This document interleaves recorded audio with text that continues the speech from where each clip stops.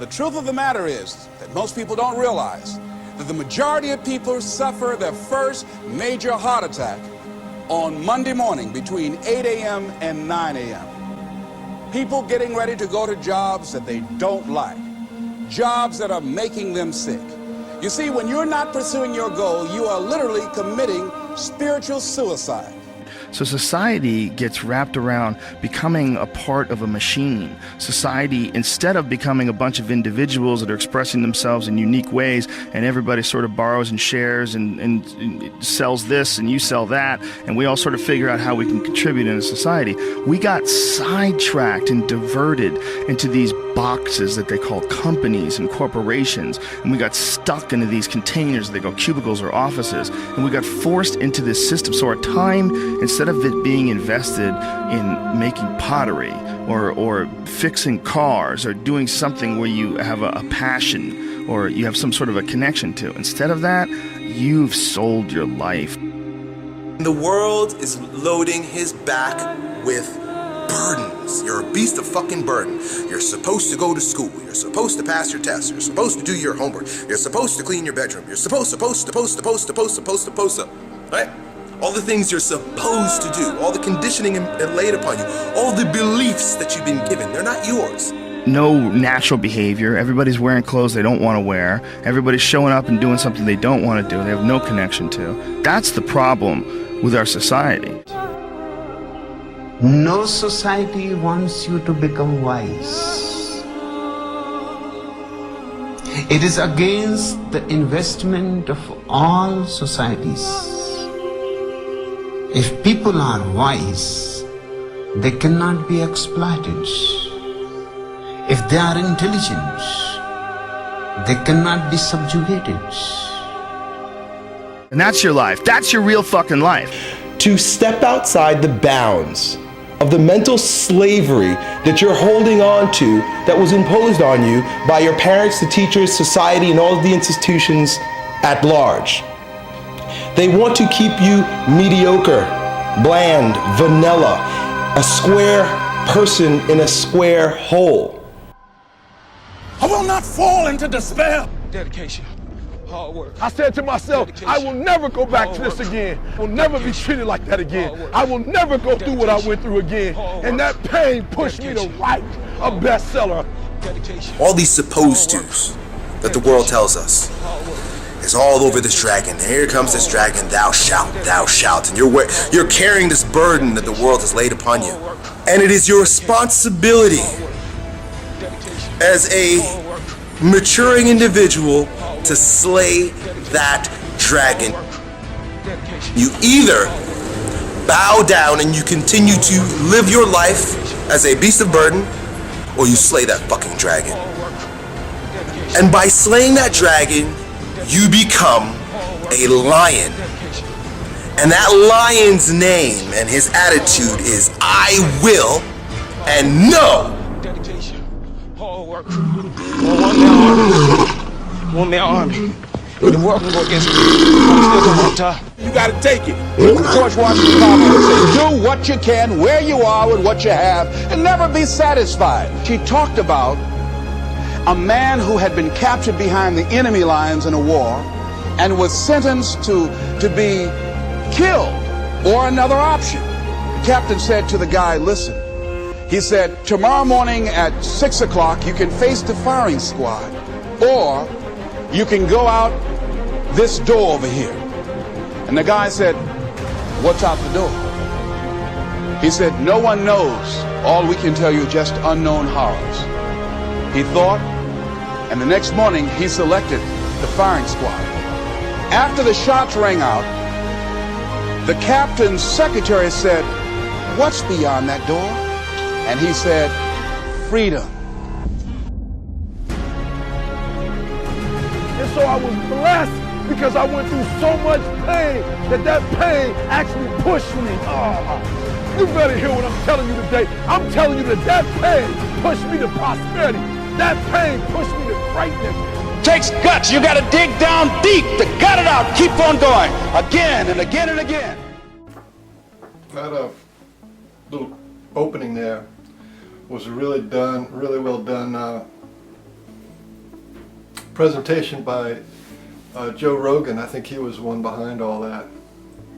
And it was like a lot of music, a lot of dramatic images, powerful message. Why does it have to be so strong? It goes back to that 56,000 no's. 56,000 no's made us feel guilty, ashamed, and diminished, and painful. The pain of being ashamed and not being good enough and not being wanted, not being loved right. Okay, that's the pain. And we can't deal with it because we live with those people. So we disassociate. It's a type of denial. Disassociation is a type of denial. And we don't, because we don't have a process, we don't know what to do with all that shame and guilt and blame and no's and diminishment and you know, not being allowed and not having permissions. We don't know what to do with that. So, but there's a whole industry of people who talk about how bad it is. There's Joe Rogan, you know, Mark Passio. He's great. He'll tell you everything that's wrong with the world. Every goddamn thing. David Icke, 12 hours on stage talking about every minute detail of exactly what's wrong. Now, you still can't do anything with it. You have no process. You don't know what to do with that. You can just say, oh yeah, that's true. This really is, the world is really that bad. Michael Tazarian will give you the history going back to Atlantis and show you step by step the history of how bad it got, you know, why you're so fucked up, why, you know, the world is so bad. Right? Excellent detail down to the little gnat's ass. Why the fleas are biting you. Larkin Rose, same thing. Why the government is, what slavery is and mental slavery. They all tell you what is the problem. Not one of them give you a solution. Not one gives you a solution. Jordan Maxwell, Alex Jones, they're cartoon people. All they are is talking about how bad it is and making you feel stronger and stronger, how disempowered you are and how there's nothing you can do about it. So we disassociate. They're trying to get, they want to, with their good heart, they want to make you associate with how bad it is. But all they do is make us disassociate even more and deny our helplessness and our state even more. So that stuff goes in one ear and out the other. So Language Lessons of the Heart is about process, what to do, things to do. So this next process I'm going to show you, remember you're doing, this is at the tail end of the Language Lessons of the Heart stuff. I'm adding this in there. So do your empowerment process, okay? I'm empowering myself with strong and loving intent to heal my will. And your will is in your belly. So when you move your emotions, they're all in your belly. The anger, the fear, the rage, the grief, the pain is all in your belly. And you want to heal your will. And when you bring it all the way up and out to your voice, you vibrate with your voice and you feel it in your body, all that is what's needed. So empowering yourself with a strong and loving intent to heal your will. And then do the process and get results. You know the problem, the Mark Passio problem, the David Icke problem, the Joe Rogan problem, the Michael Tazarian problem, Larkin Rose problem. You know the problem. What's the solution? Nobody's giving you a solution, not one. Look, listen to all these guys for hours and hours and hours and hours. Be yourself. Well, they might as well just say pee yourself. You have to do something. That's what this finding your lion heart is all about. Something to do that changes everything.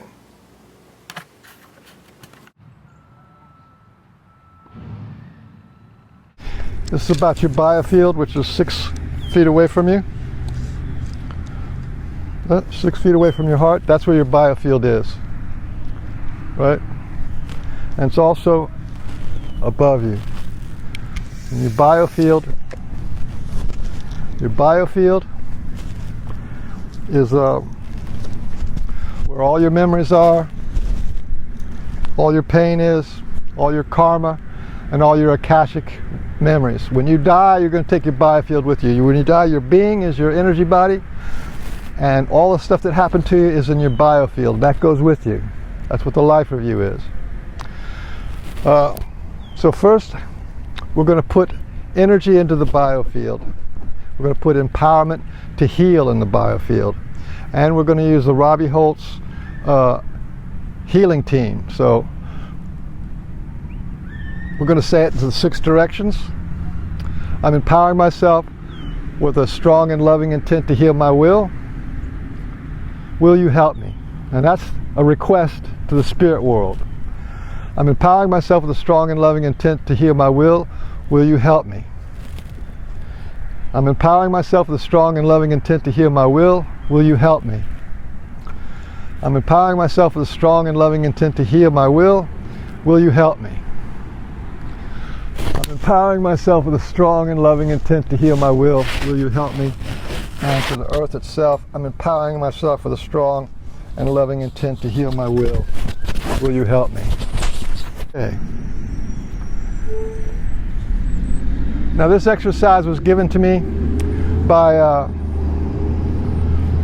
Alec Rubin, and I was trained by him in primal acting and primal therapy for 3 years, and he was the acting coach and the director of Al Pacino, and Al Pacino is now in charge of the Actors Studio in New York, and Al Pacino is now one of the presidents of the Actors Studio.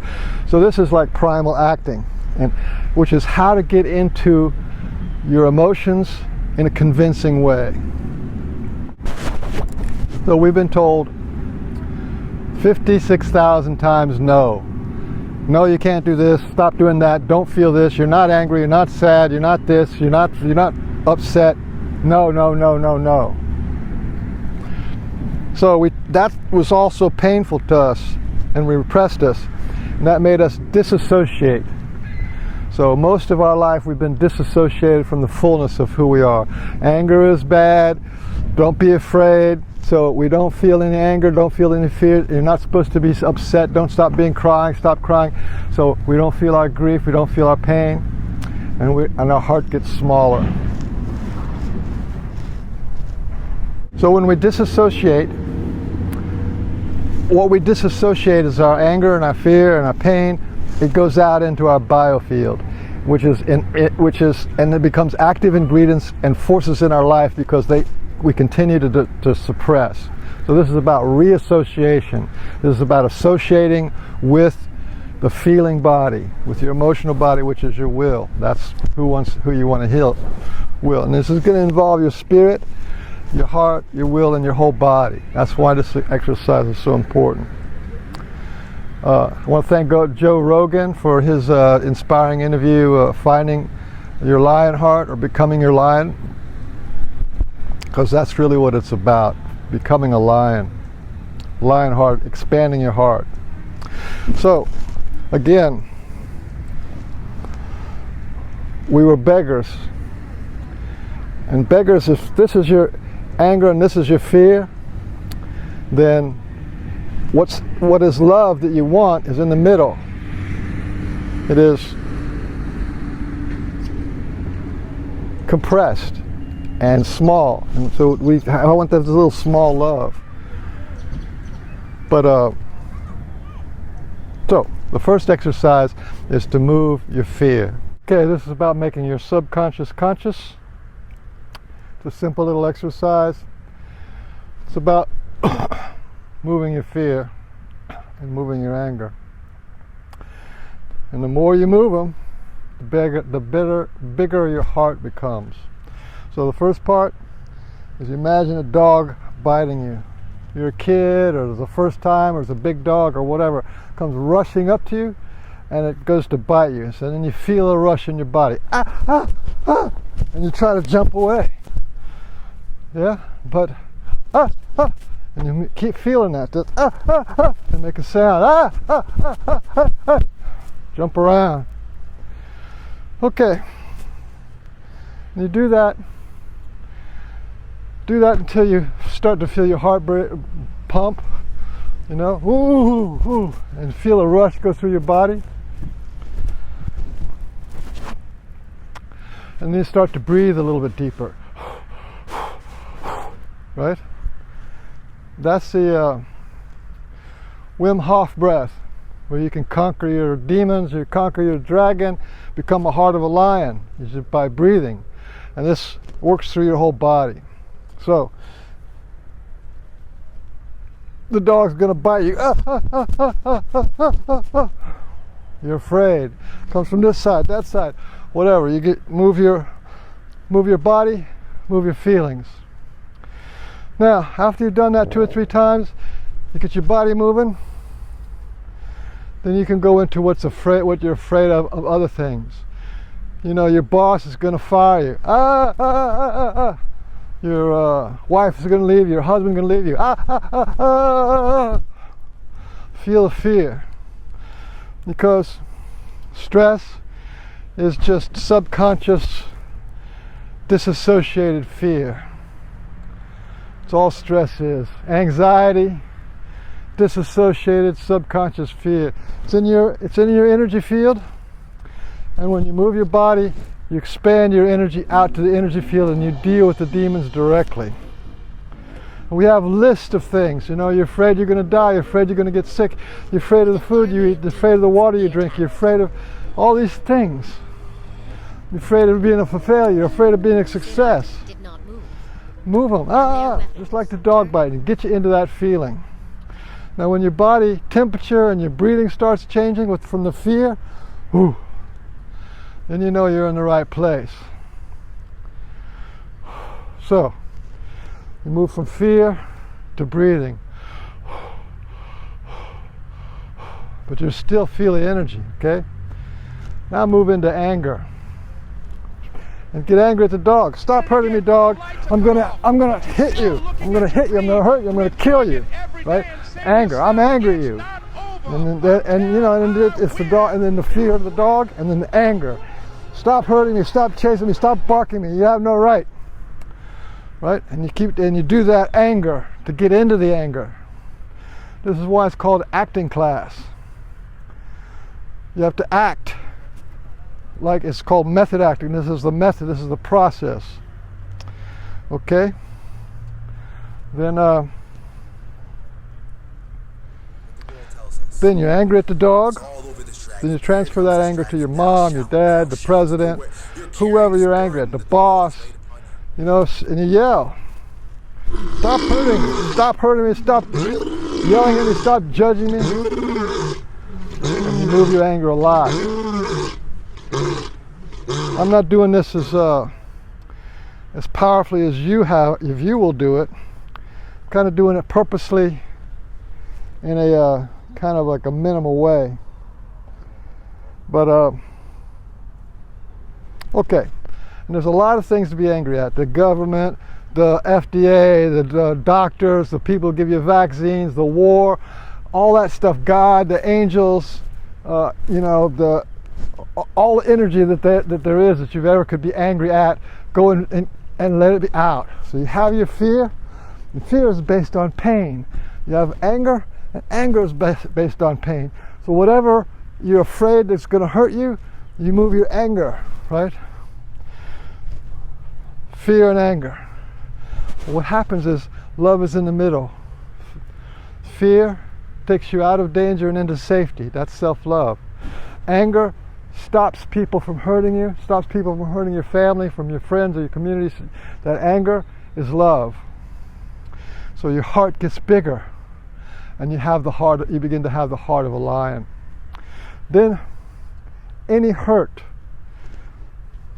you want to stop any hurt, stop the pain, stop being hurt, stop being judged.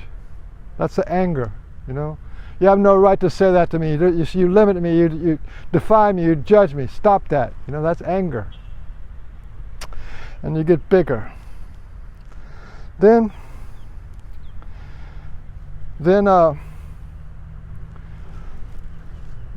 you're out, you extend it out to your biofield, and you're dealing with your demons.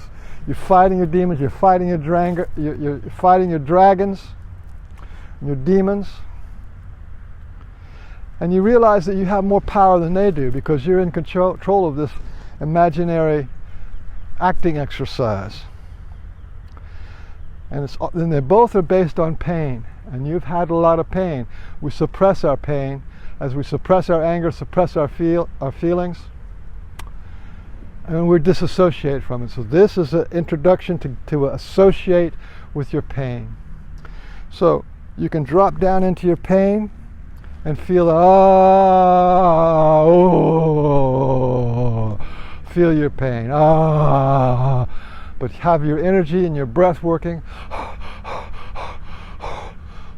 Yeah, have that ignition, because you want your vascular system working, you want your nervous system working, you want your emotional body working, you want your heart working, you want your will working, because you're trying to vibrate this stuff out of your will.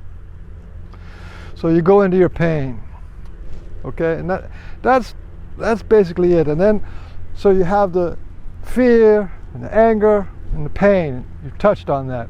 Then you can go up to love and gratitude. Yay, and do a little happy dance. Yay, I did something. Yay, I felt something. Yay, I'm in control. Yay, I'm powerful.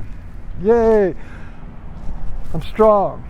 Instead of being a weak beggar, afraid of everything. Okay.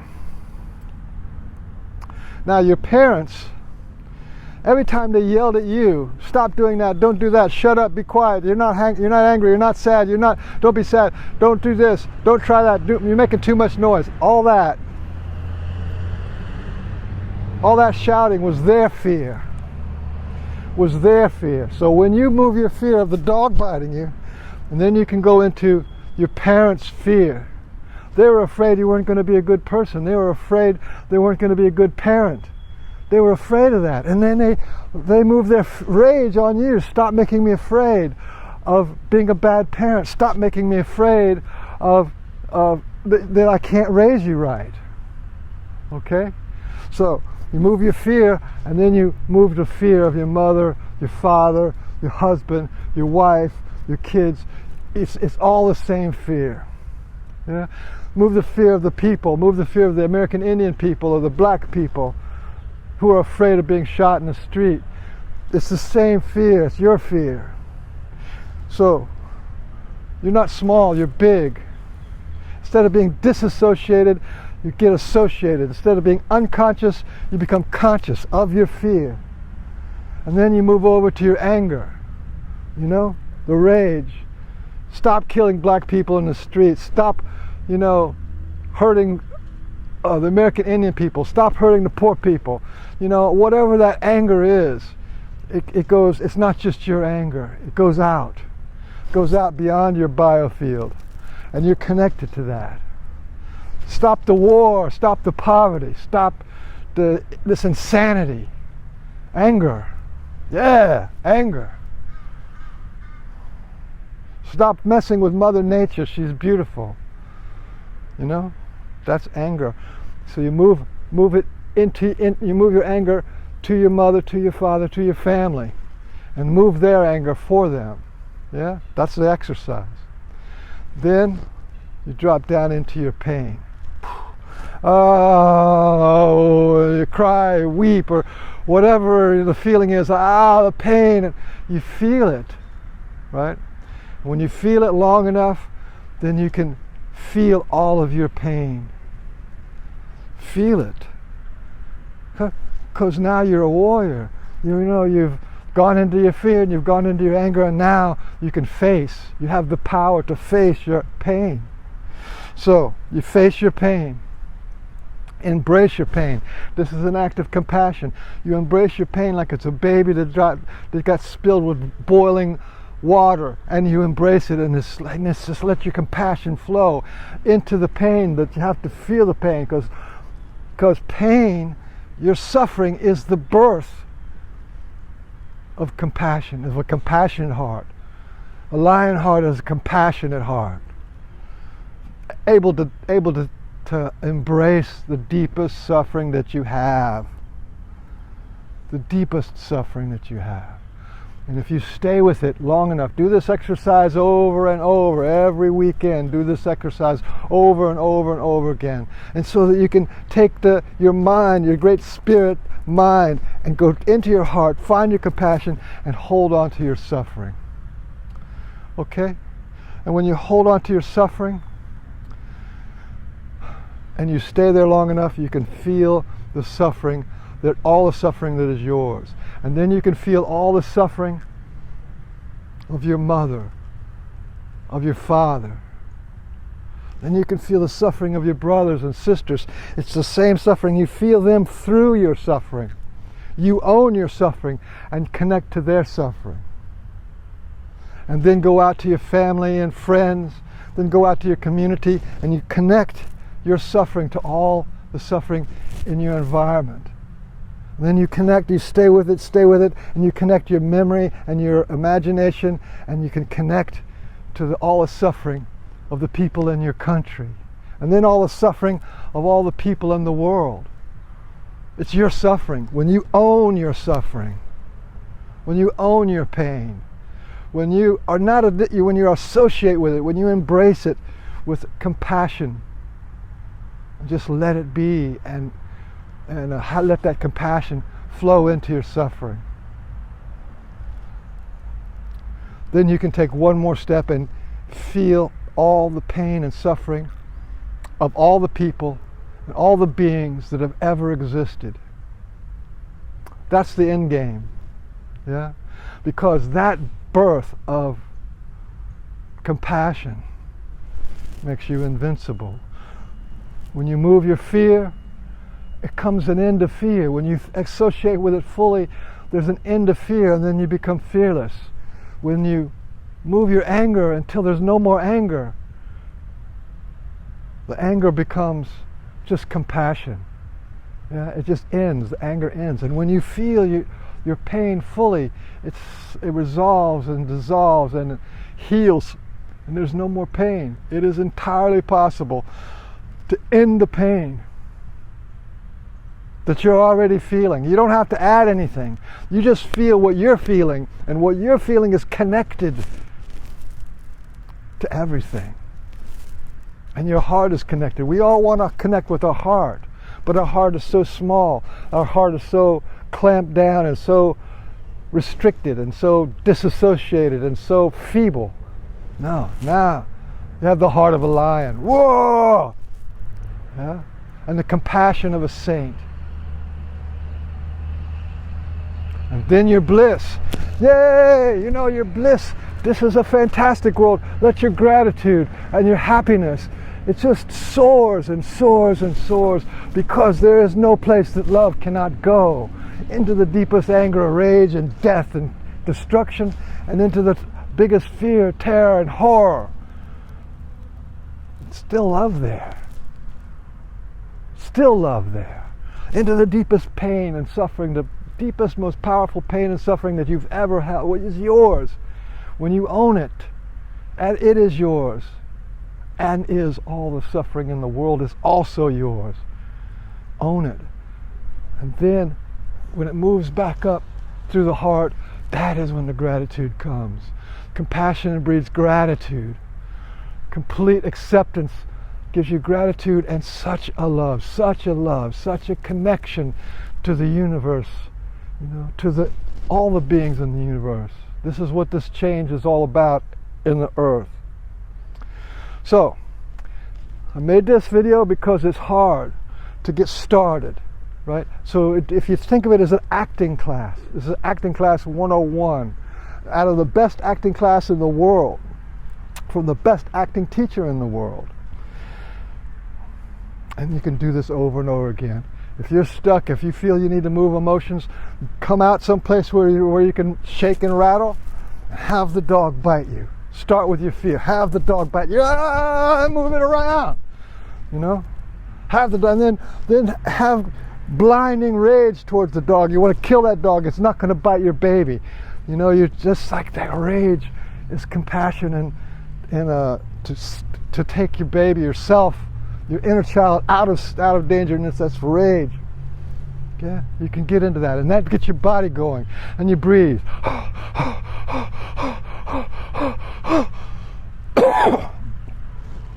You can become like the Iceman, Wim Hof, the Iceman. What Joe Rogan calls becoming a lion. You can do that. It's a simple exercise. You can do it in your house with the radio on. You can do it in a park, like this park. And you're not the only one has done this. Like I said, this isn't a religion. This is what happened before religion. Before spiritual path, there was this path. Language Lessons of the Heart is not a spiritual path. It's not to be done for your lifetime. I mean, there's good skills to have for your lifetime. What it is before there was a spiritual path, this was practice. It's about opening your heart and being the full spectrum human being and being part of a collective humanity and part of the collective universe. We're collective beings. We're not individual units that are only isolated by our skin. And I've given you people who tell you what the problem is. All that little list of people, Mark Pizio and Joe Rogan and all those people. But to give you a historical perspective, a little bit of a perspective on what actually is being done here, I'm going to talk about this fellow who everybody knows. And they talk about the compassion of Christ, and they talk about how he took on all the suffering of the world. And that's just what I just finished talking about in this previous clip. Taking on all of your, feeling all of your pain, all of your suffering, and connecting it to all the suffering of the world and making it your own. And they call him compassionate being, an enlightened being. But to prove my point, he was also a full spectrum human being, and he had great fear. Now, we don't recognize it as fear, but when he was being chased by the palace guards, many times it talks about him being chased and his followers being chased by palace guards, and he would whisk his followers, his devotees, away from danger and into safety. They would actually run away. That's fear. And he was doing it the same way a mother runs into the street. If her toddler, little baby toddler, goes out into the street, she'll rush to save that child. That's fear done in love, to save the child from being run over by a car. And then for Christ, it was to save his followers from being taken and tortured or whatever they do to him. But he also was called the Lion of Judah because he could move his emotions. He could move his rage. And I wanted to show that. I wanted to show that it is not opposed to human endeavors. As a matter of fact, it's a very high endeavor to move your rage in righteousness and move your fear in love, and to connect to your own pain, feel your own pain, and that connects you to all the pain and suffering of all humanity. It's a very high path.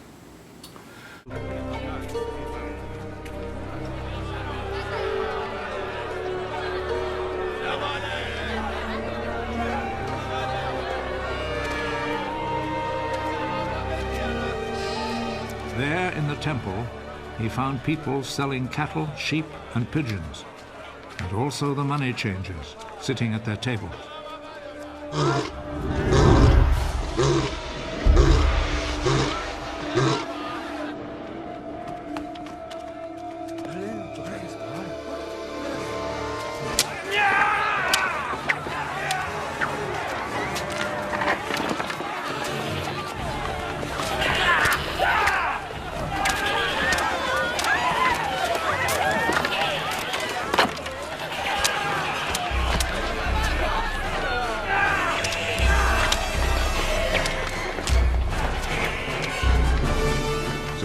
Whip from cords and drove all the animals out of the temple, both the sheep and the cattle.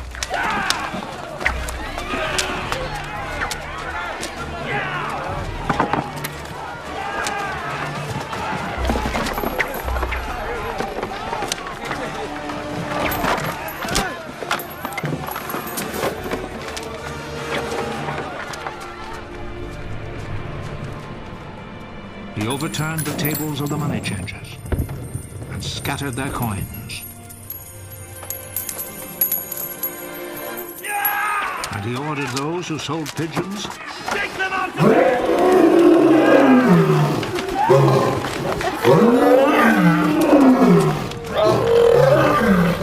Stop making my father's house a marketplace! Okay, that was the Lion of Judah, the lion-hearted master of the Middle East. But there's more. There's Gautama, Buddha, who spent his whole life concerned about the suffering of other people. And he himself went deep into his own suffering, fought his own demons.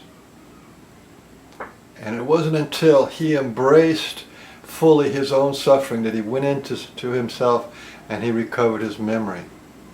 I also have recovered my memory. I have memory. At one point I had memory of every lifetime I've ever lived. And it was from doing this kind of work. But by connecting to his pain and being able to see through his pain to all the pain of all the beings that have ever lived, that opened up his heart to the compassionate Buddha's heart. It's well worth reading the story of Buddha with this understanding. And he fought his demons. He fought his demons, but he had faced his fear and resolved his anger, because he was angry plenty of times about the suffering of the world. So he also has his expanded heart. He felt his fears fully, felt this anger fully, and take note that just before he received his enlightenment, he roared like a lion and shook the 7 heavens. That's the story.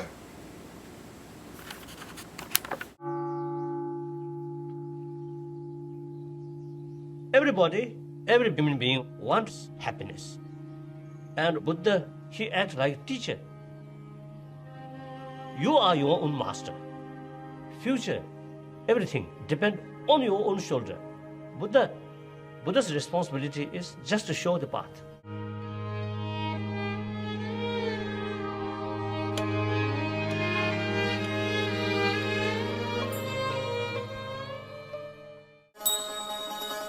It was springtime. The moon was full. Before the sun would rise, Siddhartha's long search would be over. He sat down under a Bodhi tree in the shelter of the natural world in all of its beauty and fullness. And he said, I will not move from this place until I have solved my problem. Let my skin and sinews and bones dry up, together with all the flesh and blood of my body, he said. I welcome it. But I will not move from this spot until I have attained the supreme and final wisdom. All at once, Mara, Lord of Desire, rose to challenge him.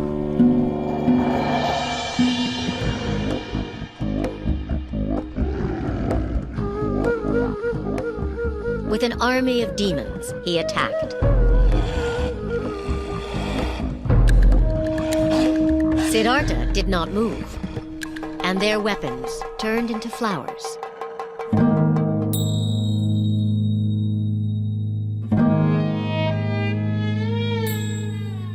Mara is the ruler of this realm of desire, this world that we all live in.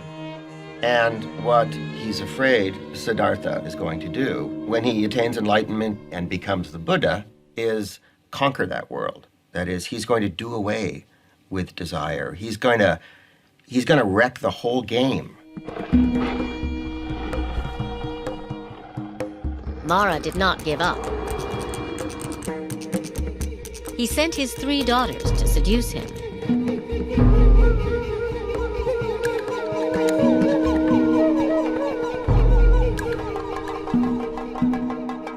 Siddhartha remained still. When he faces Mara, he faces himself and his own destructive capacity. But he's not the warrior trying to do battle with those qualities. He's discovered his own capacity for equanimity. He has become like, the top of the great Himalayan mountains, The weather is passing over him, storms are raging around him, and he sits like the top of the mountain, impassive, not in a trance state, totally aware of everything. So he frustrates Mara. Siddhartha resisted every temptation Mara could devise. The Lord of Desire had one final test. He demanded to know who would testify that Siddhartha was worthy of attaining ultimate wisdom, and his demon army rose up to support him.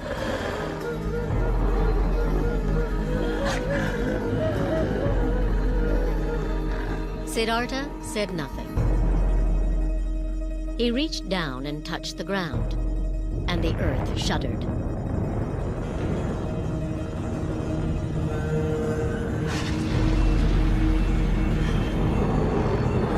Mara's demons fled.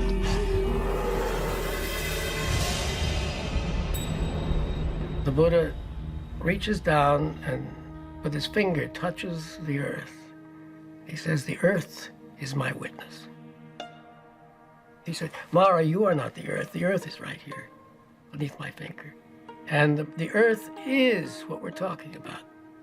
Accepting the earth, not owning the earth, not possessing the earth, but the earth just as it is, abused and exploited and despised and rejected and plowed and mined, spat on and everything else, it's still the earth, and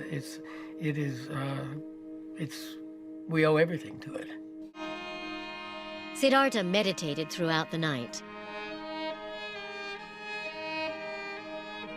And all his former lives passed before him.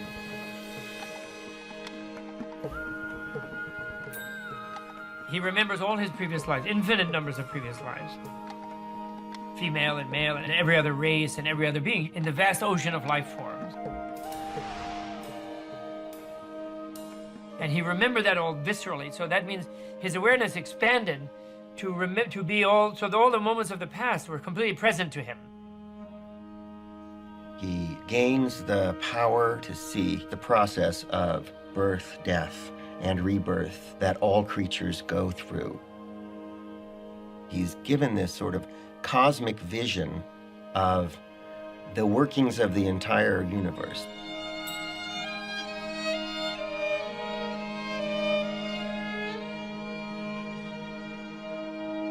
As the morning star appeared, he roared like a lion.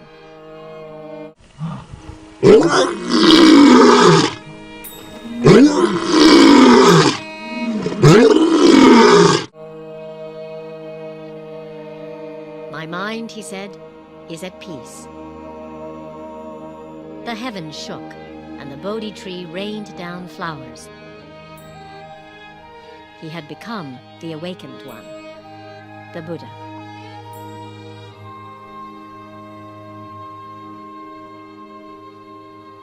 Something new opens up for him, which he calls nirvana, or which he calls awakening.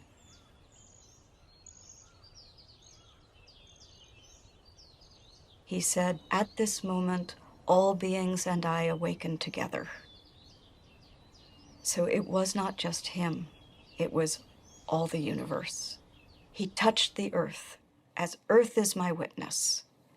Seeing this morning star, all things and I awaken together.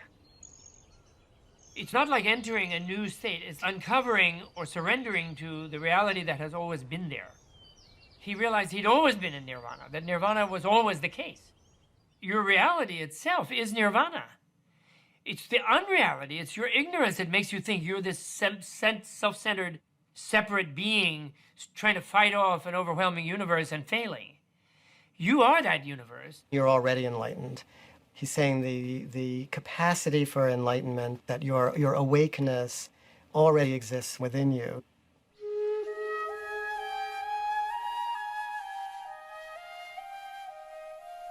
Nirvana is this moment seen directly. There is nowhere else than here. The only gate is now. Okay, so there's the compassion of Christ. Christ roared like a lion, moved his anger, moved his fear, found all the compassion for every person that was ever created. Buddha did the same thing. He did it in his way. And so those are like two of the world's major religions, but there's also Hinduism. And Hinduism is some of the foundation of the Hindus thing is the Bhagavad Gita and the Ramayana. And the Bhagavad Gita is the same story as what I did my demonstration out in the park. Is the fear. Arjun was afraid. The woman in his life got taken away, which is the will, the emotional body. She got taken away. And he's trying to get her back. But to get her back, he has to fight all of his relatives. So it's like in the story, it's half of his relatives are these bad people who abuse people. So they took her. And this is similar to us being dominated by our biofield, the energy in our biofield affecting our will and making it small. So the whole of the Bhagavad Gita is about fighting the inner fight, facing the inner demons and fighting the inner family that are stuck in your memory, right, and conquering them. This is a quote from the Bhagavad Gita. Who burns with the bliss and suffers the sorrow of every creature in his own heart, making his own each bliss and each sorrow, him I hold as the highest yogi. So, to feel the sorrow of every being on earth and to feel the bliss of every being on earth, that's a very, very high yoga, and you do that by embracing your own sorrow and your own suffering.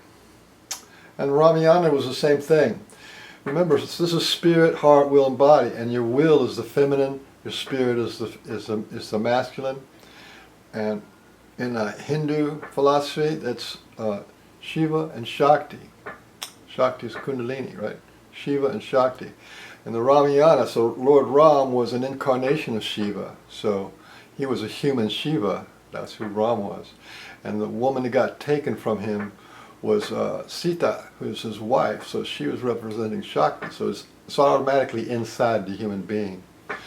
And so she gets taken away down to Lanka and by demons, by actual demons, bad demon beings, which are the subconscious stuff that's going on in your biofield. They're in your intentionality. So it's the exact same story, and he has to gather all of his people together, gather his courage, gather his warriors, make a bridge, had to do all this stuff to get her back, and it was a big war, and all kind of dramas were going on. He had to fight over and over again, and finally he gets her back. That's the Ramayana. Now I want to move into something a little bit more contemporary.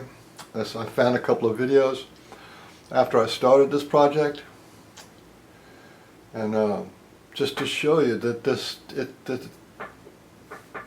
there's a whole history of this. This is before religion, before Christianity. Religion, Christianity, Hinduism, Buddhism are built on this same exercise, the same experience, the same process that I teach in Language Lessons of the Heart. So here's a quote: "There is no coming to consciousness without pain. People will do anything, no matter how absurd, in order to avoid facing their own soul. One does not become enlightened by imagining figures of light, but by making the darkness conscious." Carl Gustav Jung. So he was a father of modern psychology, and he's the sort of like also the father of the New Age movement and a great guide to the direction of healing. So it is current. It is current in our subconscious that you have to embrace the darkness. You have to walk, do the dance of the dark night of the soul. And someone who's actually done that to an amazing degree is, this next clip is Thich Nhat Hanh. He's a Zen Buddhist teacher and master, and he's from Vietnam, and he's 90 years old. That means he was born in 1926. So you're watching a 90-year-old man who spent his whole life practicing mindfulness, what he calls mindfulness. And mindfulness is nothing other than taking your consciousness and connecting it to your emotional body, to your feeling body, to your connected self. You can do that when you're walking, when you're breathing, when you're talking to people. That's all it is.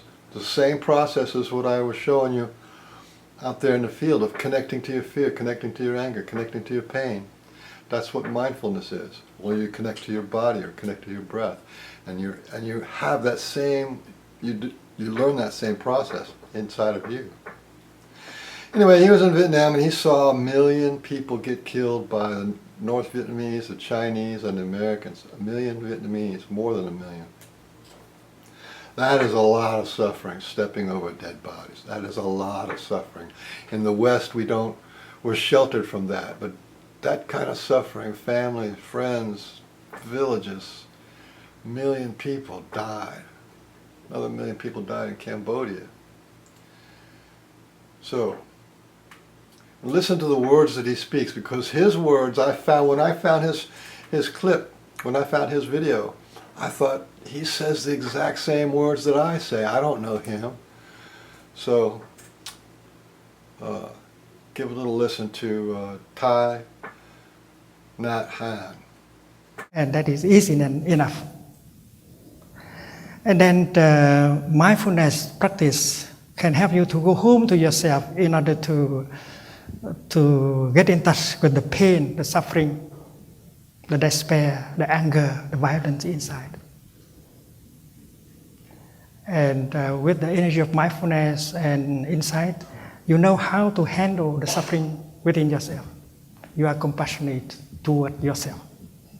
Because love for another person depends on your capacity to love yourself. If you don't know how to love yourself and take care of yourself, how can you love and take care of another person? So the practitioner learns how to suffer, how to handle the pain, suffering inside of him or her. And because he knows how to do that with compassion, with insight, with mindfulness, he can suffer much less than other people who do not know the practice. And he can go further. He can make good use of the suffering in order to create something more positive, like understanding and compassion. It's like people who grow lotus flowers.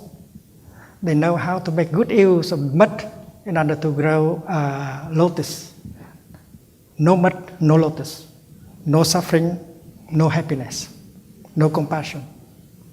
So the practitioner generating the energy of mindfulness and concentration recognize the pain in him or in her and embrace it tenderly. And the fact that you can recognize and embrace your pain can bring you a relief, because the pain is a kind of energy and mindfulness is another kind of energy. This energy embracing the other energy will produce a kind of change, like a mother holding her baby. The baby suffers.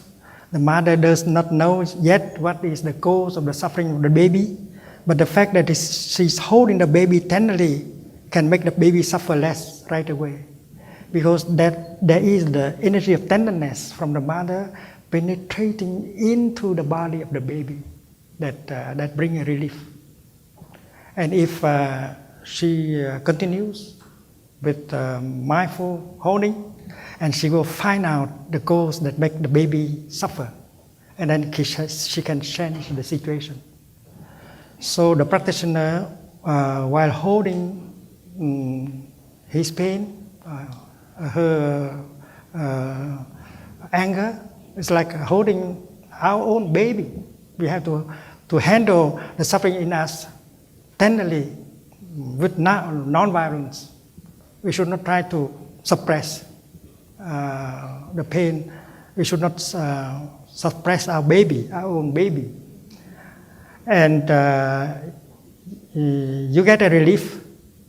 And if you know how to practice, you can gradually transform the pain, the anger, and the despair in you.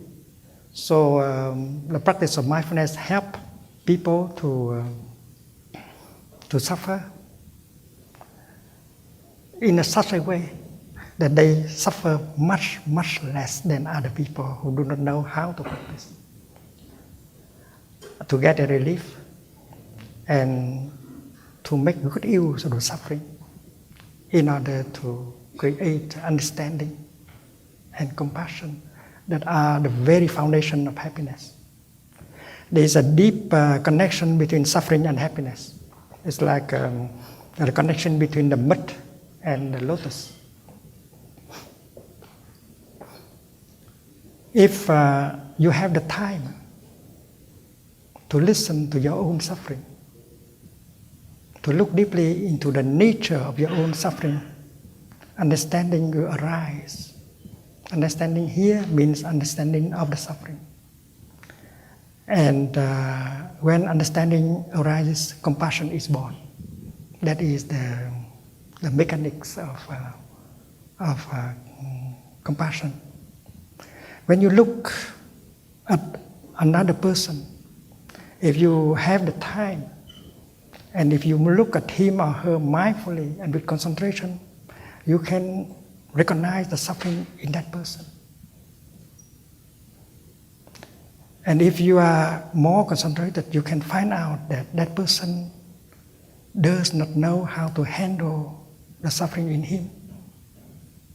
And that is why he remains victim of his own suffering. So far, no one has helped him to handle the suffering in him. And if, since he suffers, he makes the other people around him suffer, even if he doesn't want to do so. So with mindfulness and concentration, you can realize, you can recognize the suffering in him and understand that suffering. And if that understanding arises, you are not angry at him anymore. And compassion, because compassion has been born in your heart. And when compassion is born in your heart, you don't suffer anymore. It's like a miracle. And instead of trying to punish him or her for having made you suffer, you want to say something or to do something in order to help him suffer less. And that can be done in our daily life with the practice of mindfulness and concentration. So if we understand our own suffering, and then it will be much easier for us to understand the suffering of another person and help him. And that is why the meditation on compassion, on suffering, should begin with yourself. Because our suffering carries within itself the suffering of our father, of our mother, of our ancestors. Maybe our father suffered so much and he did not know how to transform and handle the suffering he has transmitted to you, and they are in your genes. And that is why you are a receiver of that transmission. You have to accept it. And if you know the practice, you will transform the suffering of your father in you, which is also your own suffering. And your suffering also reflects the suffering of your society, of your nation. And if you understand your own suffering, you understand the suffering of your community, of your nation, of your people. And that is why understanding suffering is very important for compassion to arise. And once compassion is there, you suffer much less.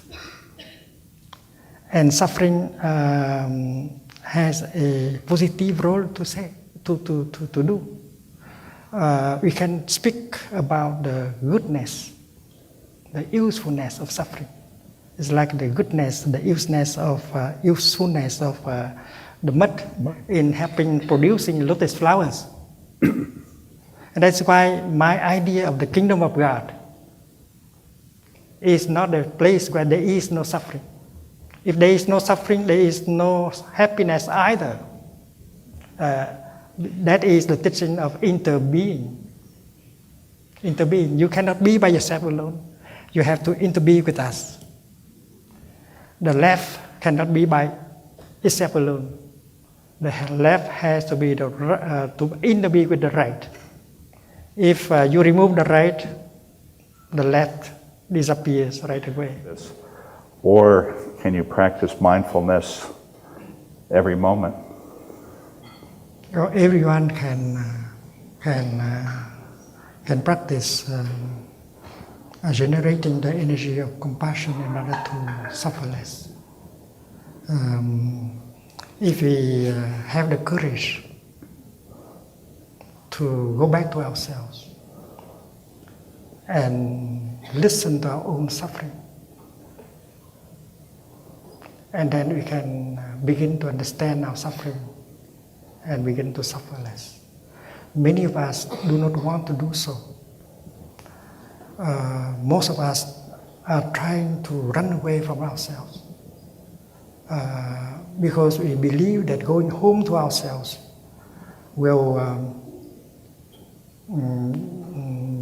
we might be overwhelmed by the pain, the suffering, the despair inside. So most of people in our society try to cover up the suffering by the way of consuming. We consume music, newspapers, food, internet, everything that helps us not to go home to ourselves. And many of the items we consume have toxins like anger, fear, despair, craving, and that make our suffering inside could continue to grow. So the real practice is to try to go home without fear. And if you know how to practice mindful breathing, mindful walking, you can generate the energy of mindfulness and concentration, and with which you can go home to yourself without fear. I've had a lot of help putting all this together, and you can see the history. So you can see the history and where you fit in, where this fits in the world. Language Lessons of the Heart. I've met like 4 or 5 enlightened men in my life. Been close to them, face to face. And one was my teacher. This is Prem Rawat.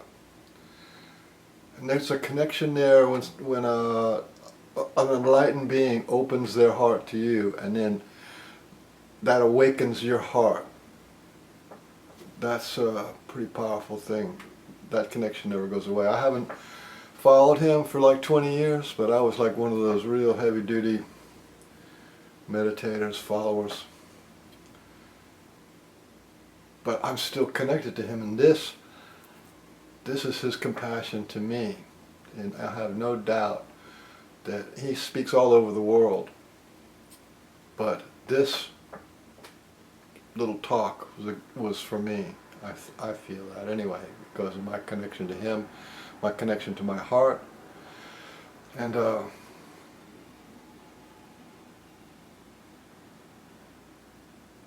it's with gratitude.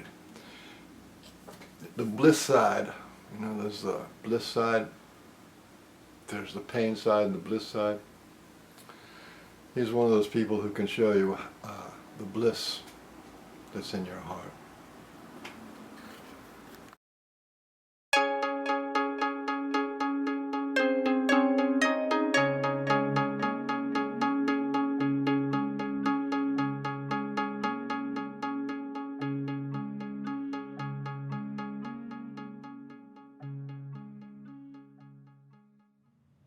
We don't pay attention to what needs attention. We don't pay attention to the need of the heart.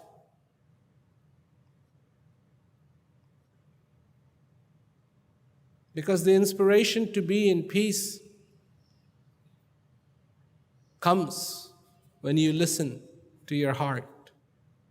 The inspiration to be content comes from your being. The inspiration to be clear comes from here. And you need to listen. You need to hear. We don't hear ourselves. We don't hear the needs that we have. We don't hear the want, the wish of this heart to be content, simple, to have simplicity in this life, to have joy, to feel the gratitude every single day, to be inspired by the magic of all magics, by the miracle of all miracles, the coming and going of this breath. You are alive. Best news. If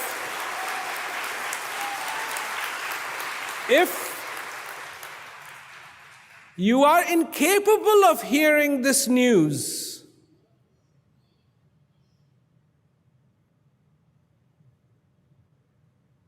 and it sounds to you like a foreign language, then I suggest you learn that language. And it is called the language of the heart.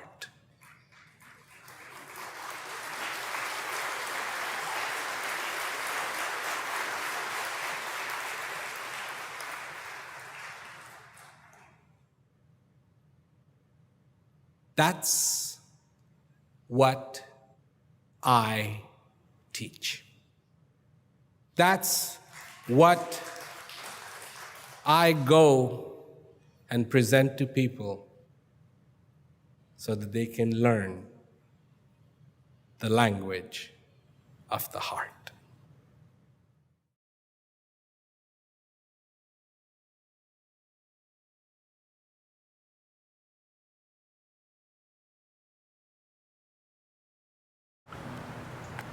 Just so you know, these four ibis, which for me is my totem animal, they are my spirit animal. When I asked for help from the spirit, these four ibis came, and they were standing, all four of them were right close to where my tripods were, and watched the whole of my little demonstration. Just a little added juice to the story. This is where I am. I was standing right next to this canal. Beautiful trees.